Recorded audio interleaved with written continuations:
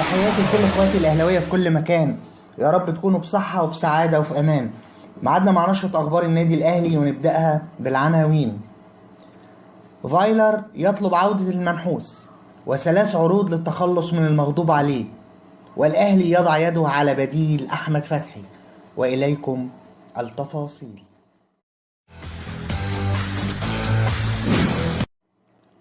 فايلر يعلن مفاجأة بطلب عودة نجم الأهلي المنحوس مجددا لصفوف الفريق. طلب السويسري ريني فايلر المدير الفني للنادي الأهلي تقريرا طبيا عن باسم علي ظهير الفريق المعار للجونة، ومعرفة كل تفاصيل إصاباته الماضية التي تعرض لها سواء مع النادي الأهلي أو مع نادي الجونة خلال تواجده في فترة الإعارة، حتى يطمئن المدير الفني على سلامة اللاعب من الإصابات إذا كانت هناك نية لإعادة اللاعب مرة أخرى للنادي الأهلي. ويعد باسم علي واحدا من اللاعبين المرشحين لتدعيم الجبهة اليمنى للأهلي بعد رحيل أحمد فتحي إلى بيراميدز، لكن ريني فايلر وصل إلى ما سمعه إن باسم علي تعرض لإصابات عدة في مشواره مع النادي الأهلي خلال تواجده في الفترات الماضية، مما حرم اللاعب من التواجد بشكل أساسي في تشكيل النادي الأهلي التي كان يلعب فيها باسم بصفوف الفريق. وطلب المدير الفني للنادي الأهلي تقريرا طبيا شاملا عن ظهير الجونة بجانب تقرير فني آخر عن مستواه ولياقته وسرعته وأدائه في الملعب سواء على الصعيد الدفاعي أو الهجومي، من أجل البت في مصير اللاعب وإعادته مجددا إلى النادي الأهلي خلال الموسم القادم. على صعيد متصل، يحسم التقرير الذي سيستلمه ريني فايلر حول اللاعبين المعارين من النادي الأهلي الفترة المقبلة، حيث رفض المدير الفني التسرع في ملف الصفقات الجديدة، خاصة أن هناك أكثر من لاعب مميز معار من النادي الأهلي لأندية محلية، ويرغب فايلر في الوقوف على مستوى وأداء هؤلاء المعارين من أجل المراكز التي سيحتاجها الفريق بشكل عملي.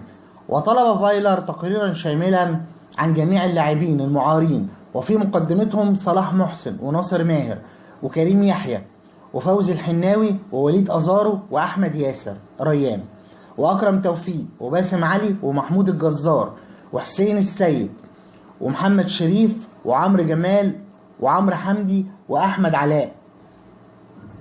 فايلر طلب تقرير شامل عن كل اللعيبة دي علشان ما يظلمش حد، تقرير شامل يشوف أداء اللعيبة دي مع الفرق اللي تم إعارتهم إليها، أداء كل لاعب، الوقوف على مستواهم، مدى قوة اللاعب وتحمله لبعض الضغوطات اللي تحملها في مواجهة الفرق الأخرى من خلال مشاركاته ولياقته البدنية، كل النقط دي عشان ما يظلمش حد. فايلر فير في كل قراراته وفي اتخاذ القرارات اللي هي بتبقى لصالح الأهلي.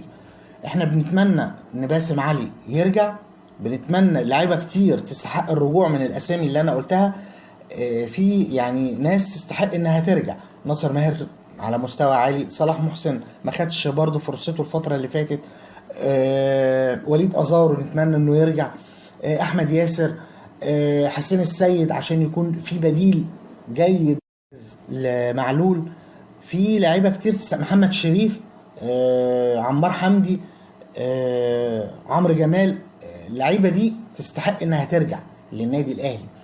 فنتمنى باسم يكون التقرير لصالحه وربنا يبعد عنه الاصابات ويرجع للنادي الاهلي تاني، لان النادي الاهلي بعد يعني رحيل احمد فتحي محتاجين حد يكون احسن من احمد فتحي في المكان ده ويؤدي احسن من احمد فتحي في هذا المكان. وبالتوفيق لباسم علي باذن الله.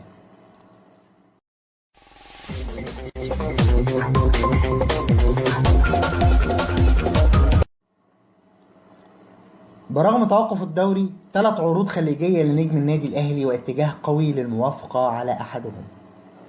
تلقى الأنجولي جيرالدو لاعب النادي الأهلي 3 عروض من أندية خليجية للتفاوض مع اللاعب بجانب أندية أخرى في البرازيل سبق وأبدت رغبتها في ضم جيرالدو خلال فترة الانتقالات الصيفية المقبلة، بعدما تضاءلت فرصة اللاعب في المشاركة أو البقاء مستقبلا بالنادي الأهلي.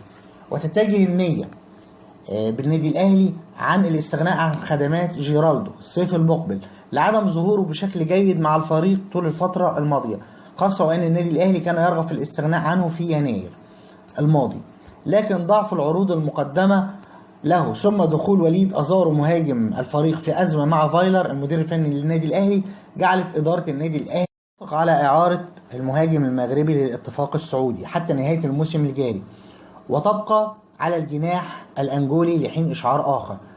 وشهدت الفترة الماضية تلقي جيرالدو عروض من أندية برازيلية، لا سيما وأنه سبق ولعب لأكثر من نادي برازيلي قبل الانتقال لنادي أول أغسطس الأنجولي ومنه للنادي الأهلي. احنا بنتمنى جيرالدو لاعب كويس وجيد، لكن درجة يعني تأقلمه مع النادي الأهلي مش كافية.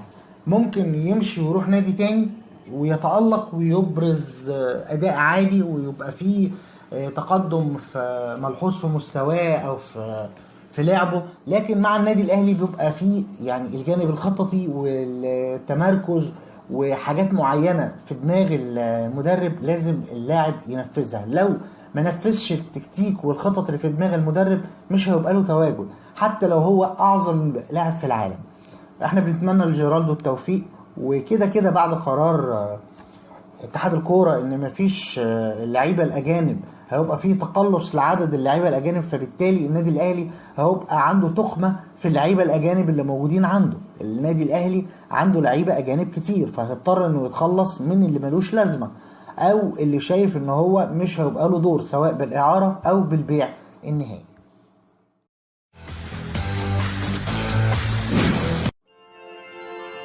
رسميا الأهلي يرسل فاكسا رسميا من أجل التعاقد مع بديل أحمد فتحي. كشفت مصادر خاصة أن إدارة النادي الأهلي حصلت على توقيع أسامة جلال مدافع الفريق الأول لكرة القدم بنادي إنبي ولاعب منتخب مصر. وقالت المصادر أن أسامة جلال وقع فعليا على قوة تربطه بالنادي الأهلي لمدة 5 مواسم بعد تألقه اللافت للنظر خلال الفترة الماضية قبل توقف الدوري بسبب كورونا.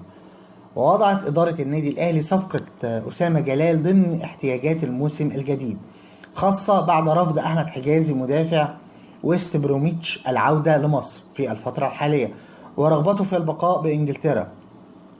ورفض أسامة جلال التفاوض مع مسؤولي نادي الزمالك أو فتح الباب من الأساس لرغبته الواضحة في اللعب لصفوف النادي الأهلي. ولعب رامي صبري مدافع وقائد إنبي دورا كبيرا مع زميله بالفريق حيث نصحه بالانتقال للنادي الأهلي الذي ينعم بالاستقرار الكبير والبعيد عن المشاكل والبعيد عن الخروج عن النص، وإن الفريق بيدفع للعيبة مستحقاتها في مواعيدها وما بتأخرش عن أي لاعب. وأبلغ أسامة جلال إدارة ناديه بأن رغبته الأولى والوحيدة هي الانتقال للنادي الأهلي في الفترة المقبلة، وإذا لم يتحقق ذلك فإنه سيبقى في الفريق البترولي ولن يرحل سواء داخل مصر أو خارج مصر. ويعد أسامة جلال واحدا من أفضل مدافعي الدوري المصري خلال الفترة الحالية، تألقه مع النادي الإنبي ومع المنتخب يعني كان خير دليل. المنتخب الأولمبي خير دليل للنادي الأهلي إن هو يعني يحاول يتعاقد مع اللاعب في بطولة أفريقيا تحت 23 سنة كان متألق بشكل جيد. طبعا كلنا عارفين ان توقيع اللاعب مش معنى كده انتقاله بشكل نهائي، لان في تفاوض اخر مع نادي. مجرد توقيع اللاعب دي مجرد رغبة، والرغبة بتوحي ان انا في حال ان انا خلاص هو يعني قررت ان انا اشتريه يبدأ التفاوض مع النادي وتخليص كل شيء. ولكن التوقيع ده هو زي ما اتفقنا قبل كده زي عدمه، يعني لابد من انهاء كل شيء مع نادي اللاعب اللي هو نادي انبي. فلو انبي وافق وتمام خلاص يبقى اللاعب في النادي الاهلي. توقيعه الرغبة ومبدئيا ان هو يبقى متواجد في النادي الاهلي 5 مواسم ده شيء جيد وشيء جميل. وان شاء الله نتمنى النادي الاهلي سواء هيضم حجازي او هيضم أسامة جلال، يعني ان شاء الله سواء ده او ده الاثنين في صالح النادي الاهلي، الاثنين مدافعين كويسين جدا. كان معاكم اخوكم هاني المرعب ألقى عليكم نشرة أخبار النادي الأهلي. بشكركم شكرا جزيلا، ويا رب دايما تكونوا بخير وبصحة يا رب في كل أوقاتكم، وربنا يرفع عننا الحاجة الوحشة ويرفع عننا الغمة يا رب، وترجع الرياضة زي الأول وأحسن الفترة القادمة بإذن الله. أشكركم شكرا جزيلا، وما تنسوش اشتركوا في القناة، فعلوا زر الجرس. اخواتي الأهلاوية اللي متواجدين معايا، لو عجبك الفيديو من فضلك اعمل لايك للفيديو. سلام عليكم.